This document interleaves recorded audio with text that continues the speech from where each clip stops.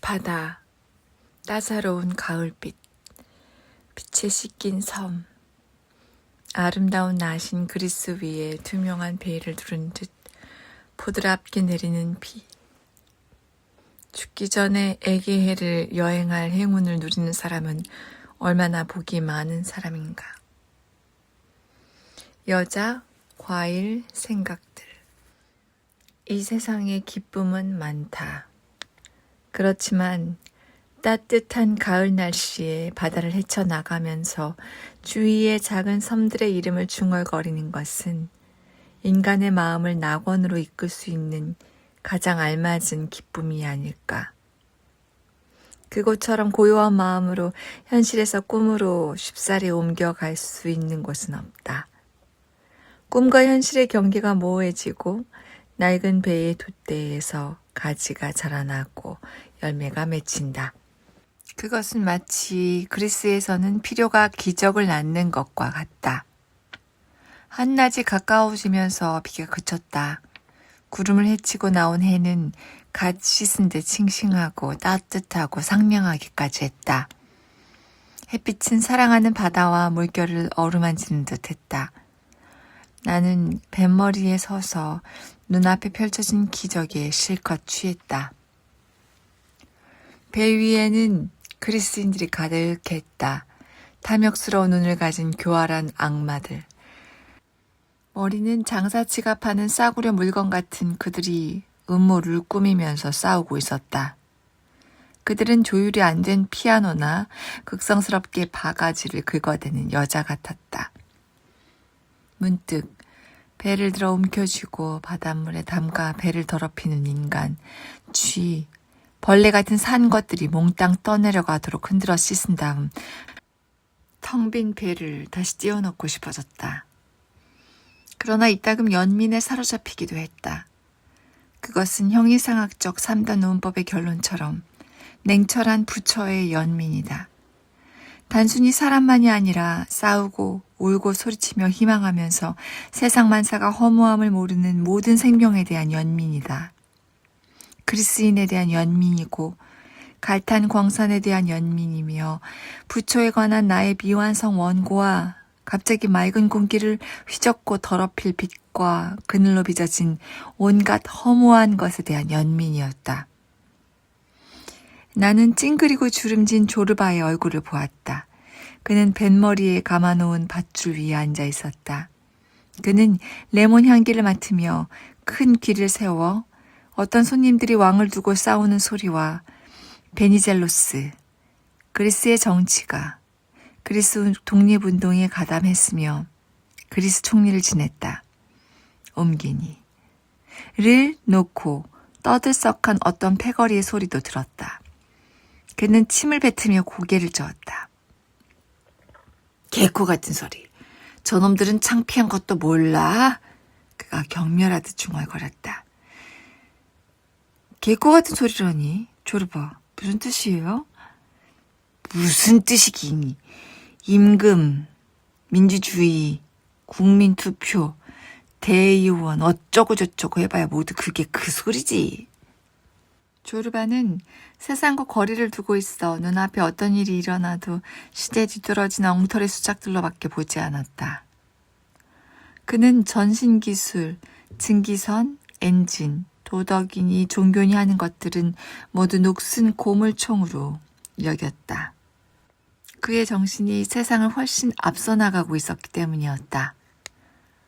해안선이 들쭉날쭉해지고 마스트 위에 밧줄이 삐걱거리자 배에 타고 있는 여자들의 얼굴은 레몬보다 더 샛노래졌다.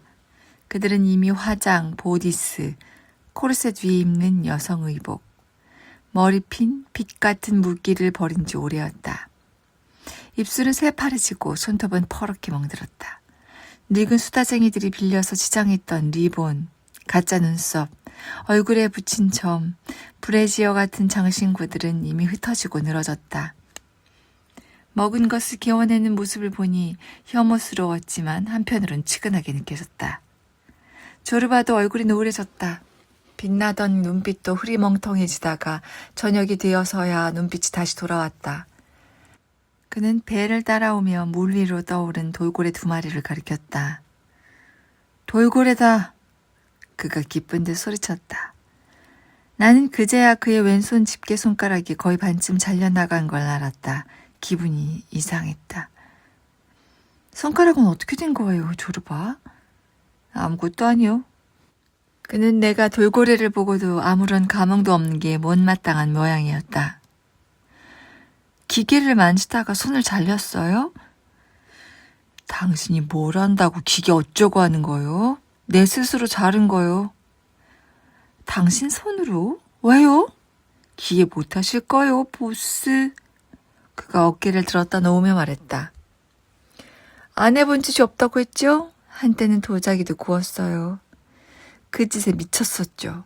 흙덩이로 만들고 싶은 건 뭐든 만든다는 게 어떤 건지 아시겠소? 푸르르. 돌림판을 돌리면 진흙덩어리가 동그랗게 되면서 마치 당신의 말을 알아듣는 것 같죠. 항아리를 만들어야지. 접시를 만들어야 해. 아니 램프를 만들까? 뭐든 만들어야지. 사람이란 건 이런 게 아니겠소. 자유 말이오. 그는 바다도 잊고 레몬을 씹는 것도 잊었다. 눈빛이 다시 빛났다. 그래서요. 당신 손가락은요? 그게 돌림판을 돌리는데 자꾸 거지적거리더란 말이오. 이게 끼어들어 내가 만들려던 걸 망쳐놓더란 말이지요. 그래서 어느 날 손도 끼를 들고 그만... 아프지 않았어요? 무슨 말이 그렇소? 내가 목석인 줄 아시오? 나도 사람이요. 물론 아팠죠. 하지만 이게 자꾸 거지적거리니 자를 수밖에요. 해가 지면서 바다도 잔잔해졌다. 구름이 흩어지고 초저녁 별이 빛나기 시작했다. 나는 바다를 보고 또 하늘을 보면서 그 질문을 한 것을 후회했다. 얼마나 그 일을 사랑했으면. 도끼로 손가락을 잘라내고 그 고통을 느끼면서도 사랑하는 일. 하지만 나는 내 감정을 숨겼다. 조르바, 그건 좀 심하군요. 나는 웃으며 말했다. 그 얘기를 들으니 어떤 금욕주의자 이야기가 생각나는군요. 여자를 본 후 욕정의 갈등을 견디기 어려워지자 이 양반이 도끼를 들어 그걸 왜 자른답니까? 조르바는 다음에 나올 말을 짐작하고 가로챘다. 지옥에나 떨어질 멍청이지. 그거 참 순진하고도 바보같은 친구로군. 그건 장애물이 아니에요. 장애물이 될 수도 있지요. 뭐라는데 말이요. 하늘나라로 들어가는데 말입니다. 조르바는 한심하다는 듯 나를 보았다. 이 답답한 양반 같으니라고. 그게 바로 천국으로 들어가는 열쇠란 말이오. 그는 고개를 들어 내 머릿속에서 내세의 삶이나 천국, 여자, 성직자 따위의 생각이 복잡하게 오가는 걸 들여다보고는 나를 뚫어져라 쳐다보았다. 하지만 내 마음속을 별로 헤아리진 못한 것 같았다. 그는 커다란 머리를 흔들었다. 불구자는 천당에 못 가요. 그는 이렇게 말한 뒤 입을 다물었다. 나는 선실로 내려가 책을 잡았다. 부처 생각이 머리를 떠나지 않았다.